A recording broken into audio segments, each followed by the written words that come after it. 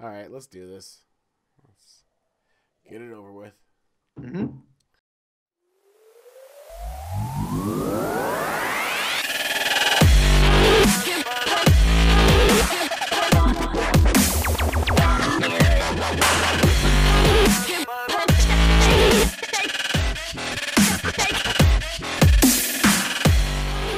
This is the BRG Podcast, episode 44 for November 7th, 2016. This is brought to you by our wonderful Patreons over at patreon.com. We do have new levels for Patreon, by the way, so please feel free to head on over there, check out the new levels of everything from a big thank you to a t-shirt. And Nice. the sooner you pay for the tier for the t-shirt, the sooner we force our chief commander to actually get the t-shirt designed. So make that happen. Hey guys, welcome back. I am Warp Jester and feeling a little bit under the weather. My wonderful co-host here is Kirok, and he's motion sick. Hey guys, I am motion sick. And why are you motion sick? I am motion sick because I officially got a chance to try the Oculus Rift, playing Minecraft, and within a few minutes, my stomach just was going. Brr, brr. But It has to do with motion. Yeah. Oh yeah. I am. It's my tool for my Vive, and oddly enough, I've never had to use it for the Vive. Now it's been a couple of hours since I had that thing on, and my stomach is just. Oh, that's a big old pile of awesome. Yeah.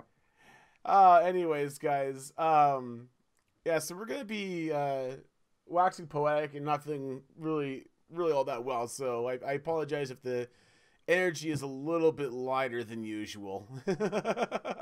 Understandable. Understandably so, yes. Yeah. So hey guys, tonight we actually want to talk about, for our main segment, we're going to talk about Facebook's new big news, which is Facebook Gameroom, which is a quote Steam competitor, unquote. Mm-hmm. I use that term very loosely for everything I've heard about so far. But anyways, of course, as always, first, the news.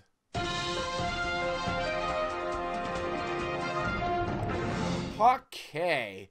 So as you can see, the first news bite that's coming up here is going to be all about some fun stuff. And I use that term a little loosely.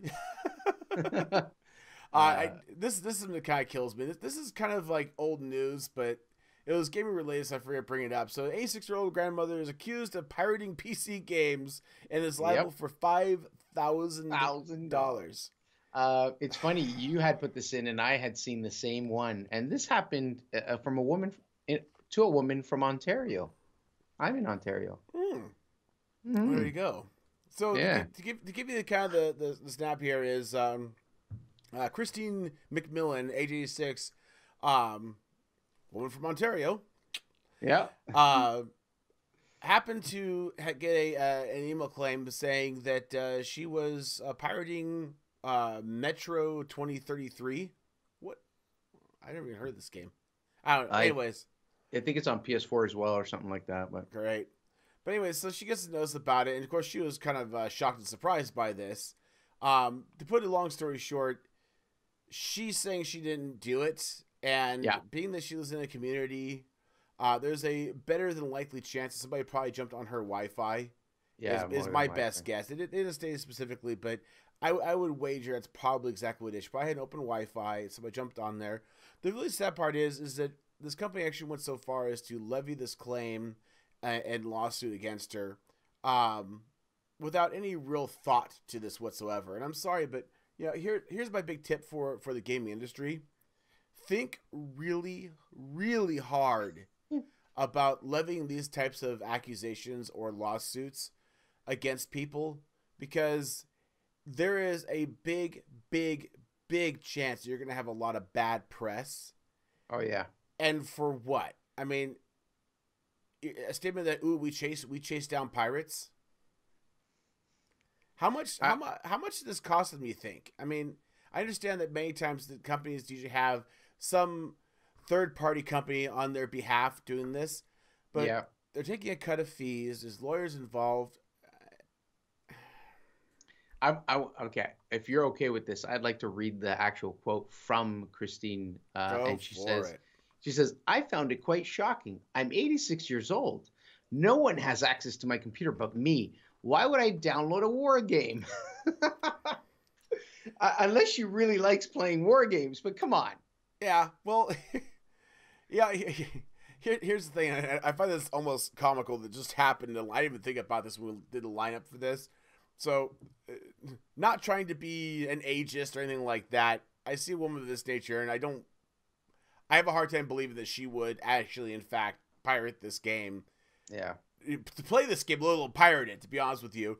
Now, that said, when it comes to older people playing games, yeah, there's another grandmother who's been playing Skyrim. Skyrim just released in the remastered versions. Her name is Shirley Curry, aka Grandma Shirley. She had an established YouTube channel, but since the game came out, she's starting to play it for her fans.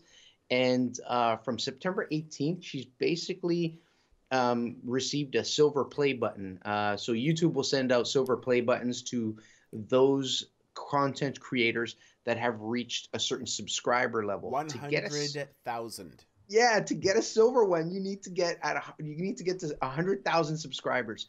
So she's basically been playing Skyrim. She's made over 300 videos apparently, and her. Oh, get this. Her fans love it. Her fans love it. But she basically refers to her fans when she's playing the game. She refers to the people, her viewers, the people who subscribe to her as, "Hey, grandkids." Yeah, her grandkids. Her grandkids. And the other part of this I love is people her viewers refer to her as the Bob Ross of video gaming. Yeah. Yeah, apparently the videos are calming and relaxing. I need to check this out because this is, all joking aside from the last article, I think this is pretty damn awesome. And I love it because people like this blow holes in this idea and ethos that you are a certain way based on your age, based on anything. Yeah. It could be age, it could be sex, it can be whatever. And I love when people do that. It makes me all kinds of happy. It's great. It's so cool. Yeah. But anyways, yes, I'd say I need to go check her out just for kicks and giggles. And I encourage you guys to go check her out too. We'll have, of course, links in the show notes so you can check out the article and we'll find the link and put it in there for her channel so you can go check it out. Skipping back real quick to lawsuits because God knows we love lawsuits. So popular, well, quote unquote popular YouTuber. It's basically Kraken? Huh? Well, the guy's name is Kraken, I think. I am not a good example of being a really connected person to all of the bevy of YouTube gamers out there. And to be quite frank and honest, I personally have a hard time putting up with a lot of the well-known famous YouTubers. Like I have openly admitted that I despise PewDiePie, and it's nothing personal or it's not sour grapes, anything like that. I have tried multiple occasions to watch his content, trying to understand why he's so popular. Yeah, I've done the same. I don't get it. He's not funny. Yeah. I look at it and I go, is this creative content? This is just yelling. Yeah, I don't get it. Anyways, so this guy here is getting raked over the coals by an associate. So apparently there was work being done on a game he was putting out called ICU, kind of a horror game.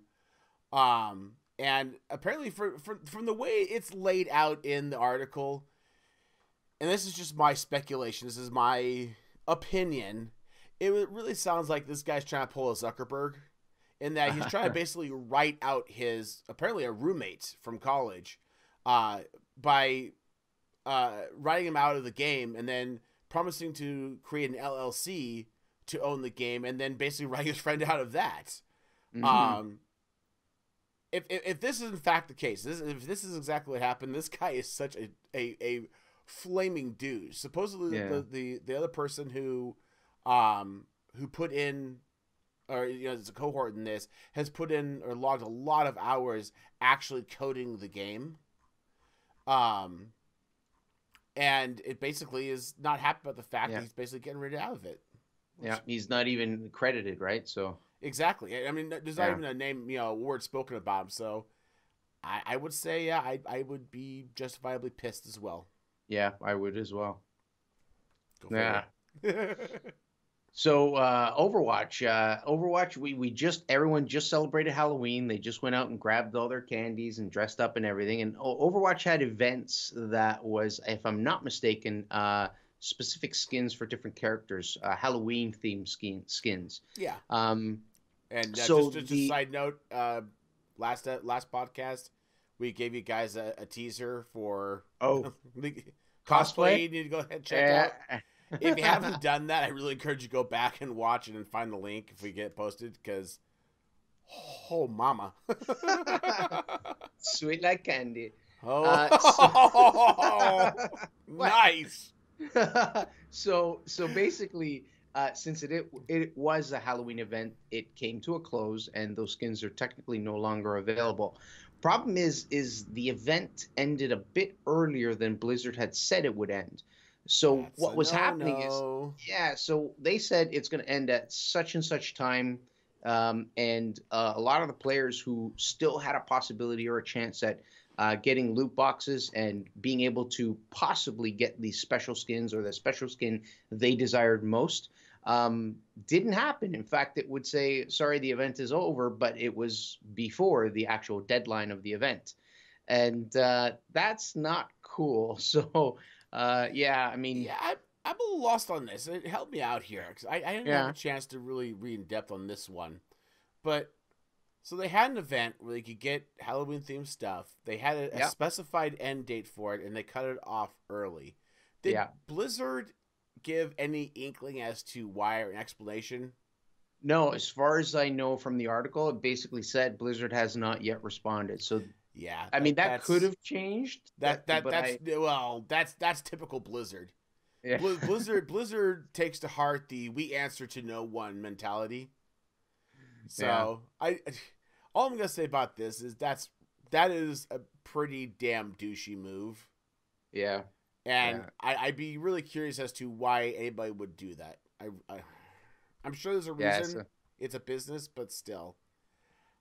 But I mean, the one line in the article specifically says Blizzard pulled a limited time Halloween skins too soon while players were still trying to get them by grinding loot boxed even to the very last second. Mm-hmm. So, yeah. Hmm? It's like, hey, you guys can have this. Pull the rug out from underneath them. You know, Blizzard's lived high on the hog. I mean, they're one of the few companies that has done a really good job going from being the loved, scrappy underdog to a behemoth and still have passionate fans. But pulling crap like this is very EA of them. Uh-huh. Just Blizzard pulled an EA? Blizzard pulled an EA. Next article will be EA purchases Blizzard. Oh, God. And it's called EA Blizzard.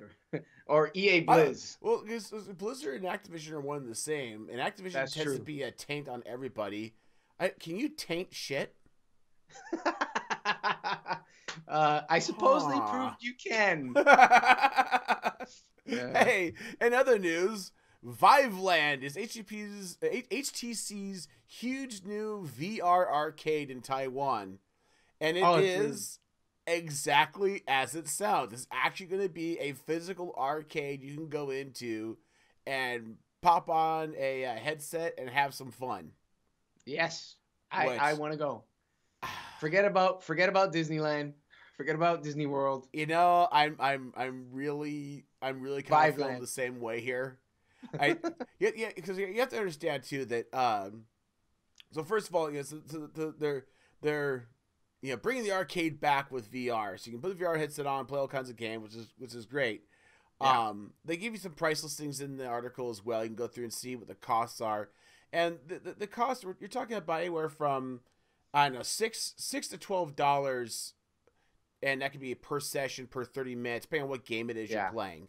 Anywhere between 15 and 30. Yeah, and that's in US dollars. The thing about this is releasing in Taiwan, and that's because in many of the Asian cultures, arcades are still very much alive and kicking.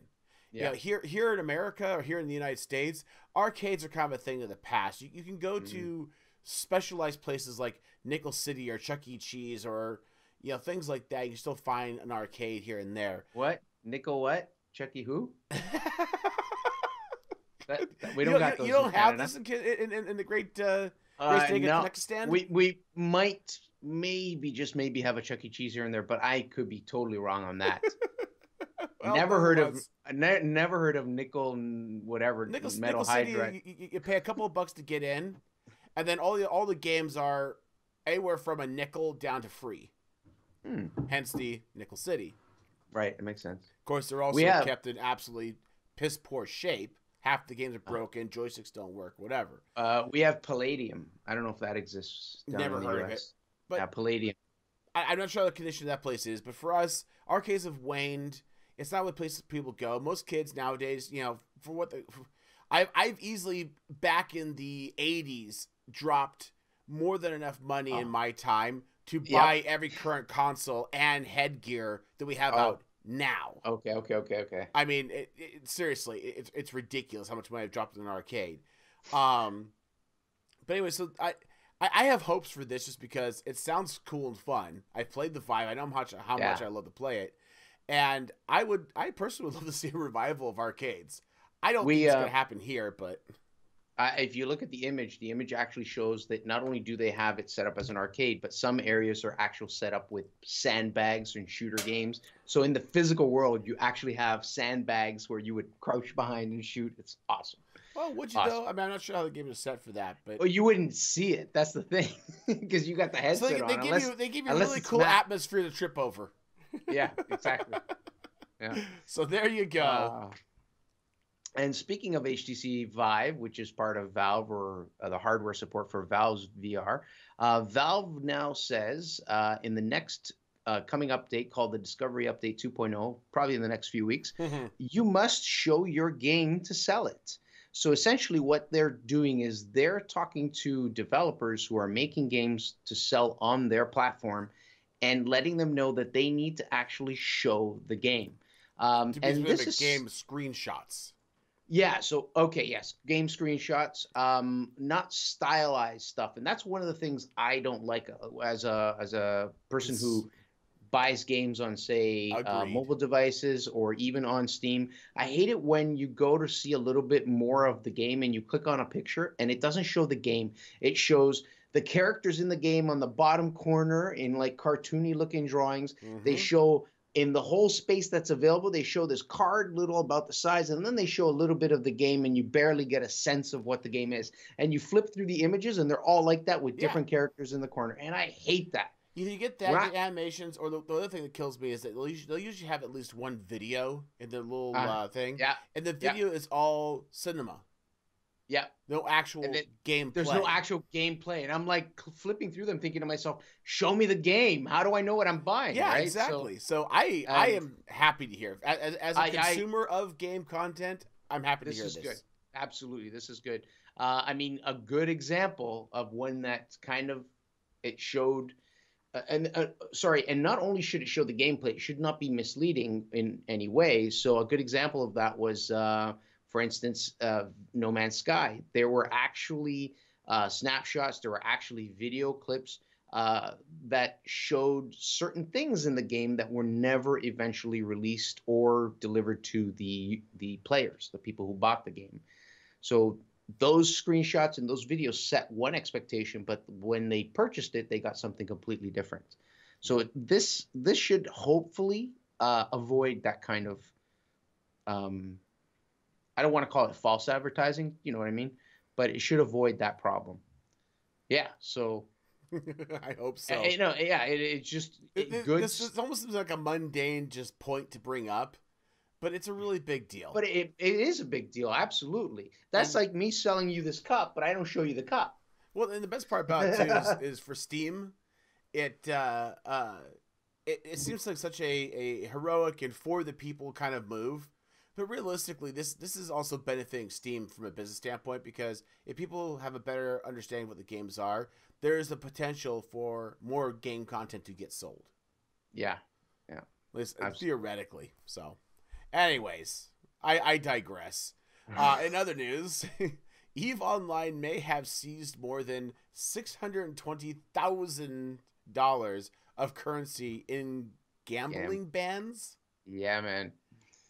I am a little bit lost on this. This game is so like it's messed up, and that's when it says 620,000. Well, messed up because it's the only game I keep hearing about these large sums of real world money involved. Yes, this is what I'm trying to assess. It's like I'm looking at going like reading through it earlier tonight. I'm looking at going I'm not understanding this because I'm looking at this going I'm reading this and thinking they're actually talking about real world dollars. Yeah, but this leans more I think on gambling. Yeah, like what does it say here? It says what made up the so-called World War B, I guess that's somewhere they had interesting, was that one side. That was that big freaking. Though yes, that big where it was massive amounts of death. Yeah, so it says composed almost entirely of players acting as mercenaries, was being funded by bankers from an in-game casino called I Want ISK. ISK being the in-game currency. That's what it's called. It's nuts. This game, stepping back from this in itself, this game has become, ironically, more of a Second Life game than Second Life ever was.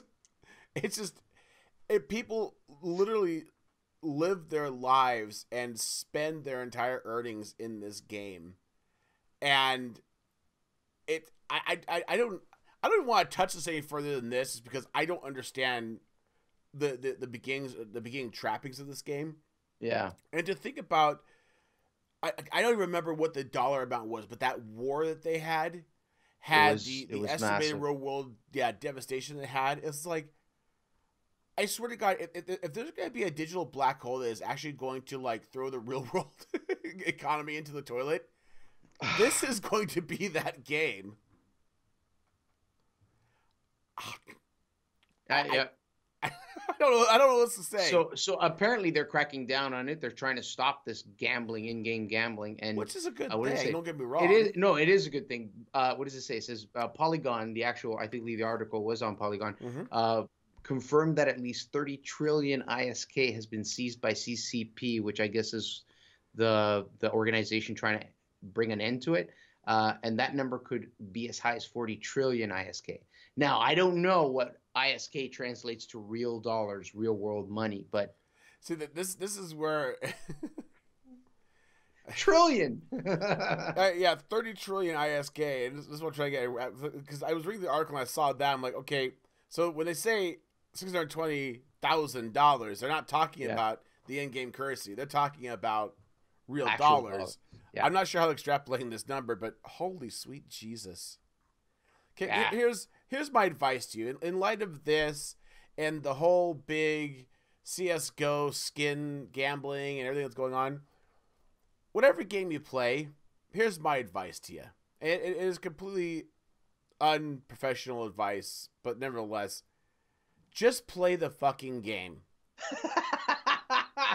Because inevitably, you get into the gambling aspect, you're going to get your ass eaten alive. I mean, there's a reason why Nevada exists in its format. There's a reason why Reno and Vegas exist. The house always wins. That's all there is to it. That's true. That's so true. Just play the fucking game. Just play the fucking game. Just play the fucking game. There, is that my first swear? I think that's your first F-bomb I've heard. Oh, I almost feel bad. You were the polite Canadian. I still am. Okay. Okay, stop. Pause. Rewind. Did I say sorry? I said sorry, right? Rewind. Listen to the F-bomb again. Just play the fucking game. There you go. All right. So with a news follow-up, voice actors picket outside Warner Brothers as strike continues. Now, we mentioned this. I don't know if it was last episode or the episode before that, but we talked about voice actors going on strike to try and get, whatever the agreements are in the voice actors, I don't want to say guild. What was it? Union. To an agreeable state. Guild, but they're a union, yeah. Okay. So the union representing the voice actors in video games will picket at Warner Brothers game studio, and it's now entering its second week. So yeah, picket of the offices of Electronic Arts in action that brought more than 300 members to Publishers Redwood Shores headquarters, which I guess where they're located. So it's still ongoing, and I think it's affecting some games, but I don't know which or how many. Yeah, we had that list from I think last week, so you check it out there. But yeah, it's still going, and more power to them. It's funny because the publishers are saying that the company responsible or the union responsible are unwilling. They're unwilling to reach a compromise. The company said that the union was not upfront with its members about offers made, and said the group's voting process was undemocratic. So kind of weird.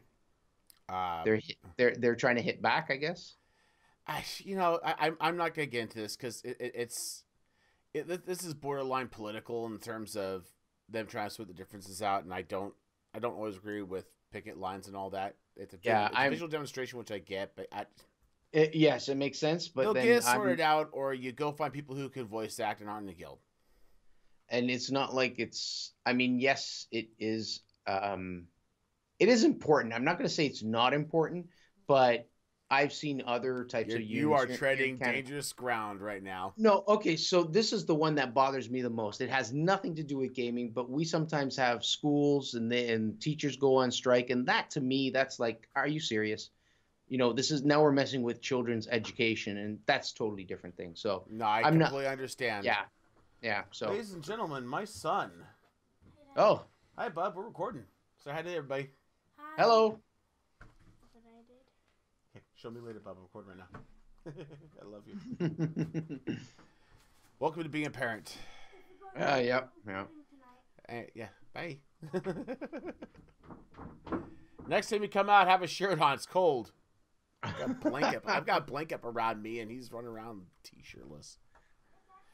Anyways, I am going to say more power to it and move on.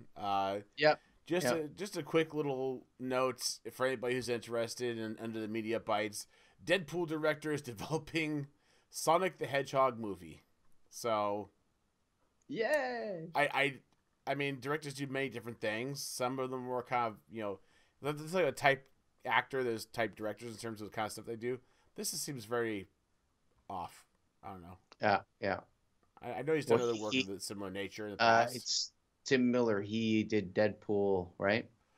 Did he do Deadpool, or he was working on Deadpool too? No, he directed Deadpool. He directed the first one. Yeah, the first one. Yeah. Anyways, yeah. So there's that, and there's as a little fun thing. This guy did a Pokemon costume. That is absolutely way too loud. Absolutely fantastic, as you can see here. They actually an actual active costume. You can. It's pretty hilarious. I saw that. I was like, oh, that's just amazing. Points for ingenuity on that one. Oh yeah, most definitely. All right, guys. There is a lot of stuff going on in terms of events. Again, I'm sorry that I haven't gotten show notes up. I need to start doing that. I've been really busy and actually under the weather now, so things are always coming up. So I apologize, but we'll try to get to them as quickly as we can. There are also a bunch of game releases yes, that you can look into. The two notable ones I'll just say real quick. One is PlayStation 4 Pro. Yeah. And so the actual console. The actual console. The other one is the Nintendo NES Mini. Yeah, that's pretty cool. So if you're interested in the Mini, great. It's out. Yeah. And it has like a whole bunch of games right on it, right? It's just basically... Yeah, it has like 30 some odd games right 30, so. Yeah, exactly. All right, guys. So quick little break here. I want to take a break and actually talk about the wonders of Ziploc Bob. We've had him on plenty of times here. I love him to death. He is a rambler, but we love him to absolute pieces. I do want to give him a big shout out, though, because he's been doing a lot of game reviews. Yep. And although sometimes his he may seem unstructured when it comes to thoughts, he gets it all out there. And he's got some really good insight into a lot of the games, giving you candid feedback on these games. Then nothing in the way of anything sponsored in that regard. So he's actually honest and true about, he'll have games that he really does genuinely like, but he will tear them to pieces and point out all the flaws. Yeah. So really, really cool. He did a really nice one on Oblivion a few days back, so Yes. I watched it. It was pretty good. Yes. So definitely check out some of those. I watched System Shock one because I actually had System Shock, and it was interesting to watch that. So anyways, guys, go over there. Give Bob some love. All you gotta do is look up Ziploc Bob, and you'll find him. Give him a sub, give him a like, give him a shout out. He's a good guy. We love him to death, and I definitely encourage you to check out some of his review videos because I think they're unique in the way Bob is unique, and they're really worthwhile to watch. So definitely check it out. Okay, so Kirok. Yeah. Steam, the main topic. Yeah. Steam is dead. Steam is dead. Steam is dead. They're done, what man. What are we gonna do? They're gonna get run over by the juggernaut that is Facebook Gameroom. Yep. I tried to keep a straight face, damn it, I just can't. Listen, this is fantastic news because competition is always a good thing, and having another site that can give out quality unrestricted I can't do this. I'm sorry. This is such a pile of crap. No, hold on a second. Competition is good. I honestly believe it Great. is good. When we find it, let me know. Well, okay, hold on. So, okay, let me explain a little more. Facebook officially announced Gameroom. So Gameroom is for the PC and will go head-to-head with Steam, competing in the video game purchasing space, I guess you could call it, where people can go and buy games. Okay, hold on. So back up the phone. Okay, I want to point out a few things, but I'll do it after. Go ahead. Well, I just want to start off with making sure we have accurate statements here. And as always, guys, we are at best half-assed informed here at BRG. So I want to get one thing clear because you're saying basically it's another form for paid content and download. Is it? Yes, exactly. Is it paid content or is it a freemium, free-based? See, it's already getting ugly. It's already getting okay. I want to point out the headline from Engadget here. Gameroom is Facebook's antiquated answer to Steam. That's a pretty apt title, I think. I've looked at like 3 different articles. Okay, I've only read the one. And it doesn't say specifically that it's a paid, which wouldn't be Facebook's architecture. They're here to buy, to aggregate and sell your ads. Information. Yeah. So here's the deal. This is what kind of drives me nuts. You remember back in the dark years of Facebook, every year, but when your Facebook feed was flooded with nothing but your friend needs help farming. Come over to Farmville and help them out. Come get gems for your That wasn't too long ago. I'd get stuff on my phone saying such and such invited you to this game. I'm like, I'm not interested. Yeah. Remember those days? Mm-hmm. I'm worried. I'm a whole lot of worried. Okay. Let me say what I wanted to say earlier. Let me paint a prettier picture. If that's possible. Oh God. Okay. Please, Bob Ross, get out your brushes. Paint me a happy little cloud. On this side, we have Steam with the HTC Vive. On this side, we have Facebook with the Oculus Rift because that's Facebook right. owns the Oculus Rift. Do you see what I'm painting? Do you get it? Okay, that is a great example. There is one little tiny problem with your logic here, Kirok. Please say what it is. All of the games that they're talking about for Gameroom, are effectively, at least preliminarily, the same shitty, low quality, kind of like web-based shit games like Farmville and Candy Molester and some really craptastic looking pseudo first-person games. Yeah. Do you really want to play Candy Crush on your Oculus? I don't know. Will it make me sick?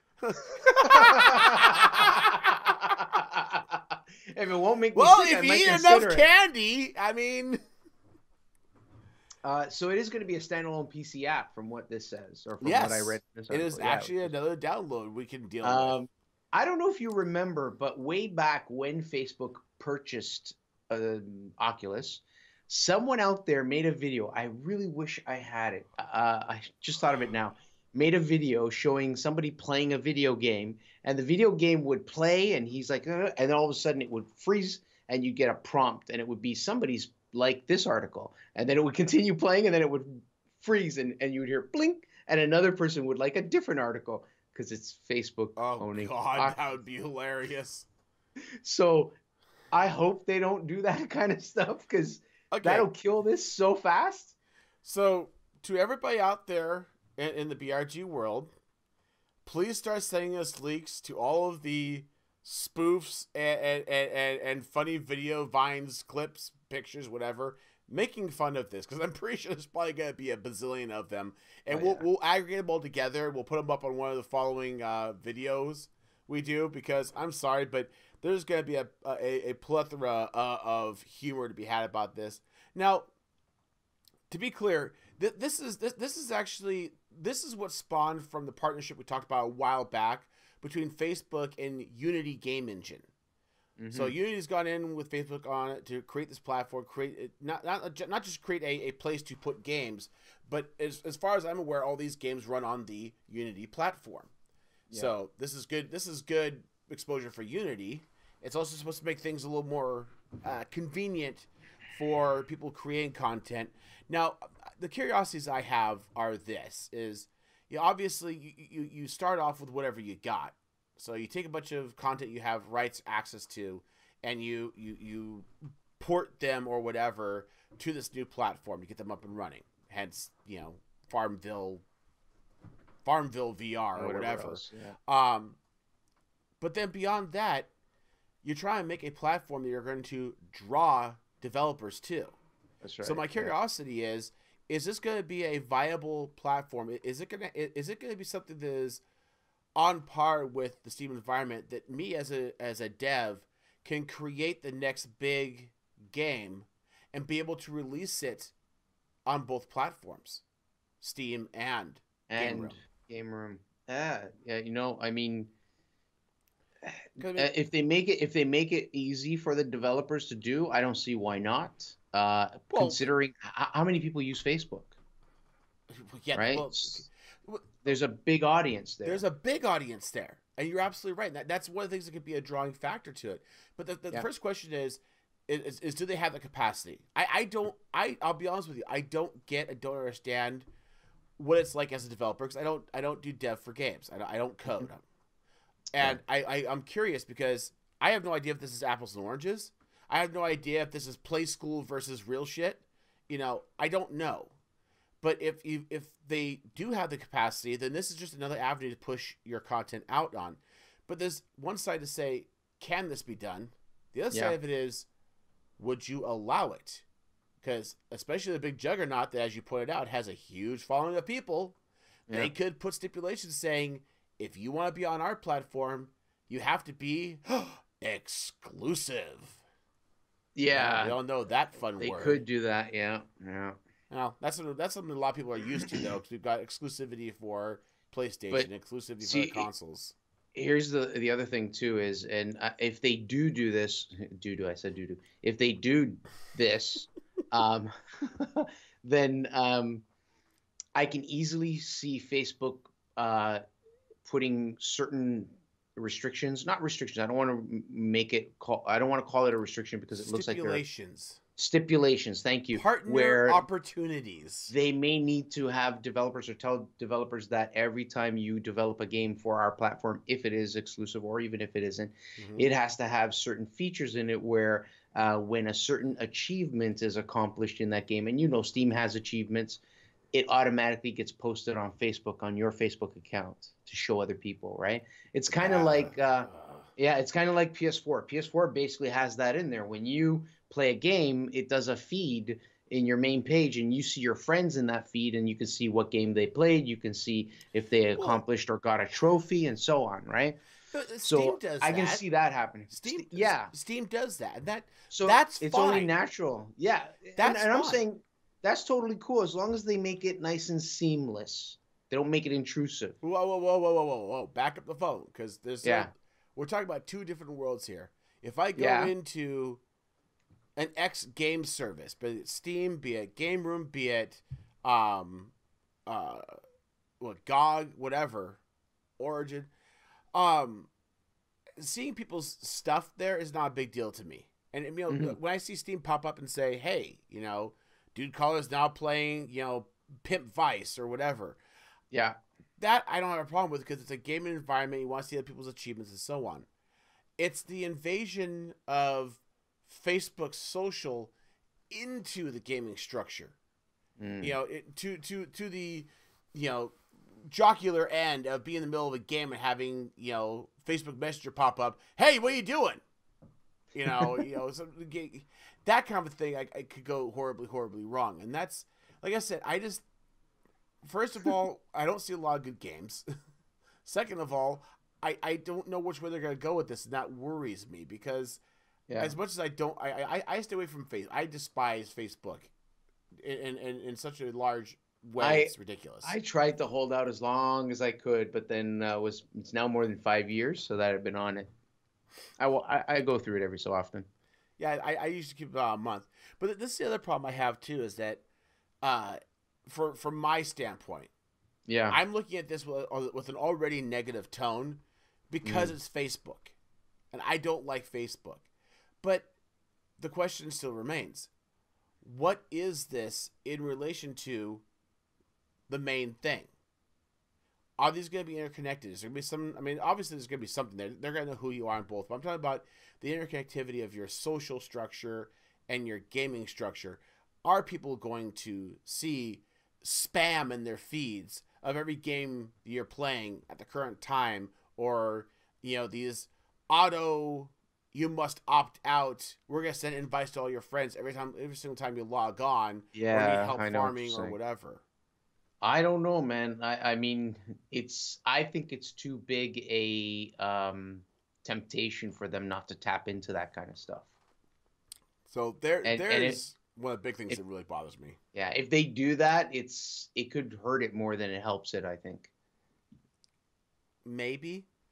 But the other thing about this is, while some of the stuff may seem obvious in that sense, the fact is, and I find this kind of comical, is as much as Zuckerberg is a young hip CEO. Obviously, I'm sure he has a hand in this to some extent, but all the other people that are involved with it, how connected are they? How well do they understand this architecture? How are they going to play it? How should they play it? Here's the next question. This is, we kind of go off the rails a little bit here, and we talk about, we've already stated very clearly here that the games are currently not suck, and there's all kind of potential for disaster, in terms of trying to integrate it with the Facebook structure that exists. But let's talk about that. Let's talk about what the future is. So as you brought up, they do own Oculus. Yeah. So, okay, so now they've got a quote-unquote proper platform that they can sell their Oculus games or get access to Oculus games on, which, I mean, they already had the Oculus environment, but yes, now they're pulling it into a nice, proper environment. Yeah. And then you've got all these other games out there that you can pull and play and deal with. Now, where does it go from here? What should they do if they wanted to be successful? They should strike an exclusive deal with No Man's Sky 2 and make it. No, I'm just kidding. Well, two negatives makes a positive, right?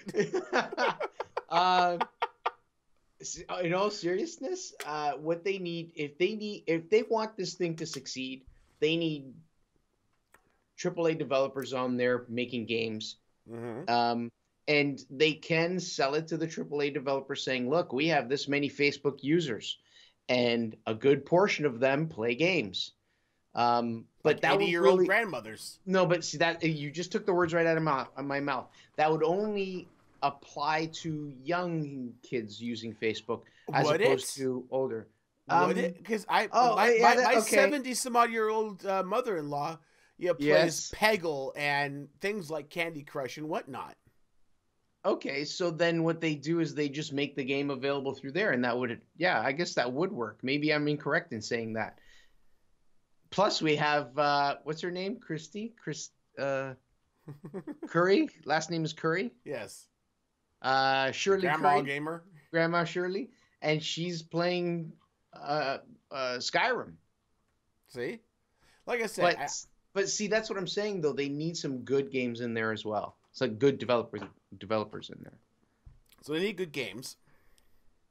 They've got potentially that's the thing to consider too, is because they've got such a wide berth of people using Facebook, they're gonna have the potential to tap into a lot more than even Steam does. Yeah, and this is where I find interesting going forward in the whole being a successful aspect. I find it interesting because while I'll sit here and make fun of a new game client so I can play Words with Friends on my computer natively. The fact of the matter is while a lot of these games I will write off as cheap and cheesy and stupid, these are games that are very popular, but with casual. Different crowds, not just casual, but the older crowds, the alternative groups. That Steam isn't. I'll be honest with you, the way they operate, it really isn't in their purview or in their vision to go after or even think about. And I don't know how Steam even could.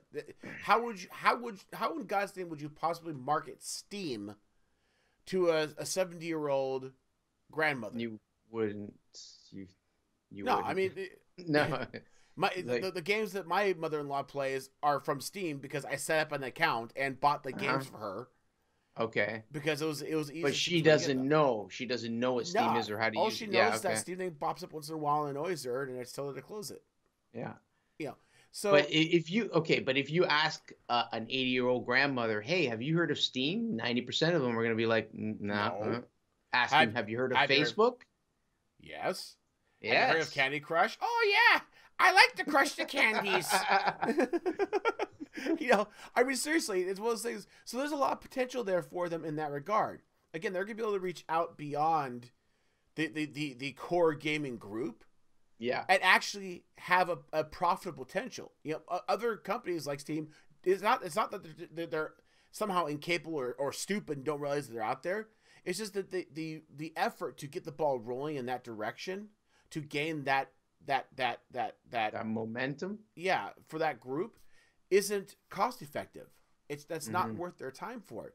Facebook can do that, so there is potential there for that aspect.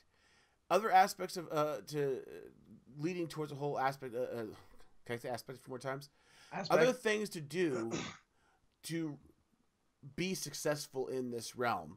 One is focus very, very hard first on this as a platform for game content and flesh out all the different avenues. You've already got the basics here, which are going to yield towards that demographic we talked about. Start getting developers on board to get exclusive titles for your core gaming audience and develop that avenue for virtual. Work on that. Before you deal with integration with Facebook, whatever nonsense that they're scheming up and back on going, oh, buddy. Focus on actually making this a legitimate actual competition to Steam. I can see Call of Duty on it now. Boom, boom, boom. Headshot. Like warped headshot.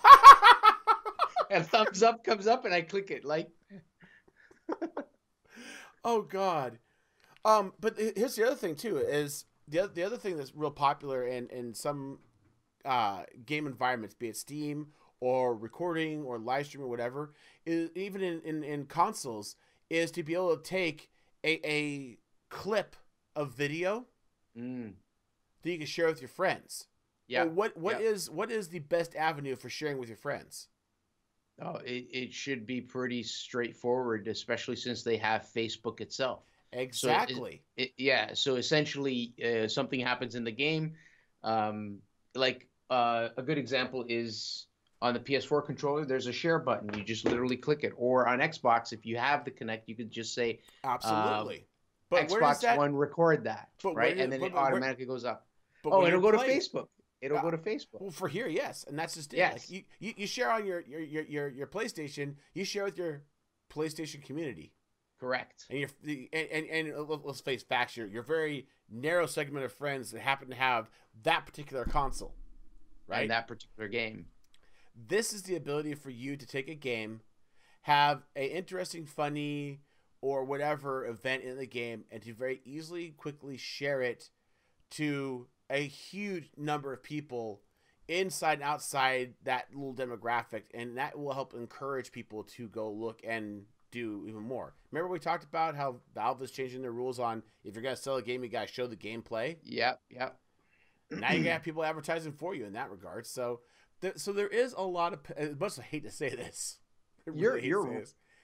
yeah. There's a lot of potential here. There is. I think you're right. Steam is dead.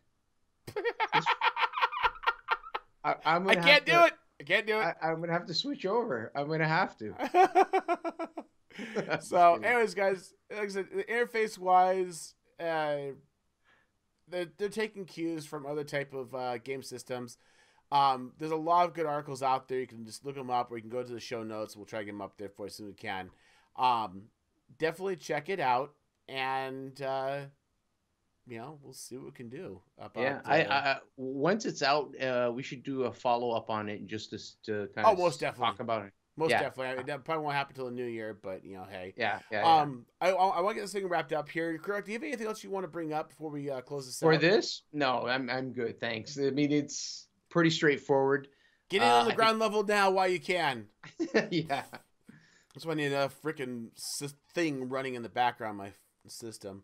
Hey guys, a quick shout out. As you know, we do Loot Crate unboxings and BRG. Well, in addition to that, there are other BRGers in our group that do their own unboxings. One of which is Rourke88. We had him on before. We've done a promotion for him before. But he has done another Loot Gaming unboxing. So if you enjoy seeing the unboxings and what comes out of them, go ahead and head over to his channel and check him out and give him a little love. As always, guys, if you have any thoughts, feedback, and so on, if I can get my ass in gear about getting show notes back up and running, you can head on over to the BRG Gaming website and to the forums. You'll see there we have a place to check all that stuff out. We do have a feedback thing, and I actually want to put a call out to you guys for some help here. We are coming up on our end of year shenanigans. We're going to be doing things like kind of a roundtable review of the year that's happened and prediction show and so on. And we want to get your help. So what we're looking for is to give us memorable moments throughout the year of the podcast. We're going to be talking about a lot of the main topics and whatnot. But if you know of any particular funny clips or whatnot, all you got to do is just post them to us and just say, hey, on this episode at this timestamp, and we'll pull it out there and put it together. We'll put a little montage of the year together for you. So help us out a little bit. Help me a great deal. So thank you in advance. Kirok, my friend, my buddy, what you up to? Well, jury duty. You may remember on previous episode, jury duty. Well, no jury duty. I'm no stranger to it. I've done it before. Usually they put you in this big room with all these people. They pull from that room and then they go to a case and see if you get picked for the case. I went in on Thursday morning, expecting to stay there for a week. We all got seated in this room. We were about between 180 to 200 people, waited. And this was odd because they don't put you in this. They usually put you in the big room, but they put us directly into the courtroom. And they said the judge will be coming. So after about an hour, judge comes out and he says, we had this panel picked out for a specific case. There are new developments in the case, so they must have settled or something. We no longer need your services. Go home. And that was it. So now they can't touch me for 3 more years. Yeah. And you know what the best part was? There were 3 bailiffs, and one of the bailiffs, I swear to God, voice and face, he was Tom Hanks. I swear, man, this guy was Tom Hanks, and I'm sitting next to the guy. Well, we're sitting all by strangers. I'm like, hey, look, he looks just like Tom Hanks, and the guy starts laughing. I start laughing. We're the only two guys in the whole courtroom laughing. It was hilarious. Pictures, man, pictures. Yeah, right. They asked us to disable. They asked us to disable all the phones and everything we had. I was walking in with my water bottle, one of these guys, and the guy goes, "No liquids in the courtroom." I'm like, "Okay, it's half full." I threw it in the garbage. Like, yeah. All right. But it was fun. It was an interesting morning. Cool. I got paid for 1 hour of work that day. Well, it's out of the way now. And guys, as always, Kirok is always active in doing stuff on his channel as well as part of Project Singularity. I haven't heard much about your Canadian men's club. Yes, the Canadians men's club is. We haven't really done anything at the moment. I actually met up with the guys a couple nights back, and come on, man, just life, you know. One's relatively new dad. The other one is trying to get off the ground one of his own businesses, so it's just not working out. RL before games, man. I know how it is. Hey, guys, keep up with Kirok. Many places, but most importantly, you can always get him through Twitter. If you ever need to find him anywhere, just look up Kirok Craft, and you'll find him absolutely everywhere. So definitely check that out. I myself, guys, as always, renovation has always been a key thing because, still doing it. Yay for me. I do have some coming out, hopefully have up soon here. My other channel, which is just Warp Jester, actually has content, old content now, but I was doing a soapbox, which is me ranting about whatever. That's some old content. I did some unboxings. I had a Google Fi unboxing. I'm also going to put some new video content up. I started doing moto vlogs. Very, very bad moto vlogs. I got a really crappy camera with no real mic, so it sounds horrible. But nevertheless, it's just playing with it, having fun with it. One thing I am going to be posting there, hopefully soon, is a video of a hit and run that happened right in front of me. And I mean, literally, I got hit in the face by debris from the hit and run. And I went and ran the guy down and gave him a piece of my mind, got his license plate and everything like that. The dude was bleeding. The guy who did hit and run. I mean, it was ugly. So I'll try to get that video posted as soon as I get it proper edited and get out to you. I had to get to the cops, so I had to do a quick edit for it. Anyways, guys, again, head on over to BRG. You can stay connected to us over there. We've got a lot of stuff going on. We're back to our good old format of our websites. We've got a big feed of us chatting back and forth.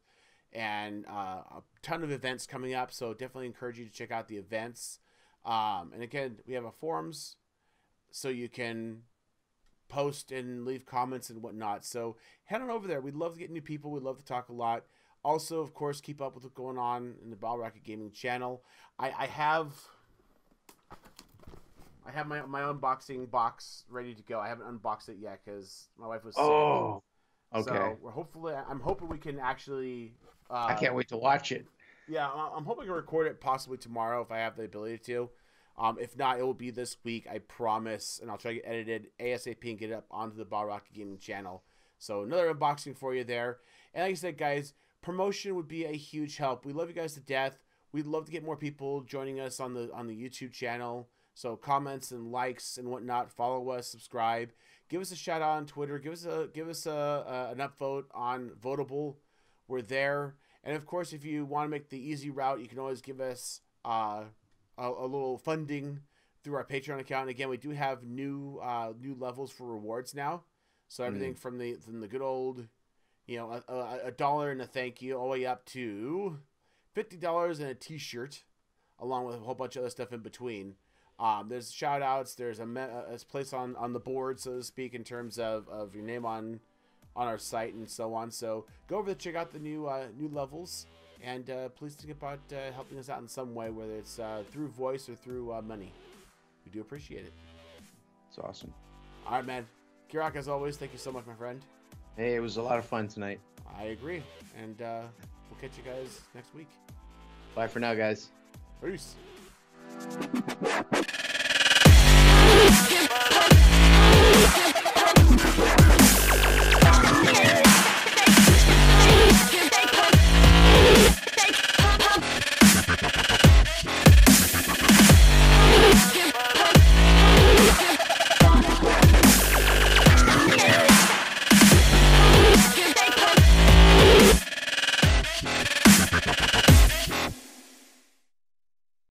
Okay.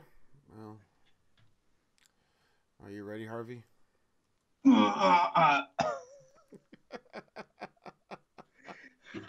Yeah. In case during the show, if you see me kind of step off to the side, you'll know why. God, mute yourself. I'm a sympathy puker. I honestly don't think I have a mute readily available. Hey, I'm a sympathy puker, and I don't really have access to a bucket. Maybe a beer bottle. No. Oh God, I can see where this is gonna go tonight.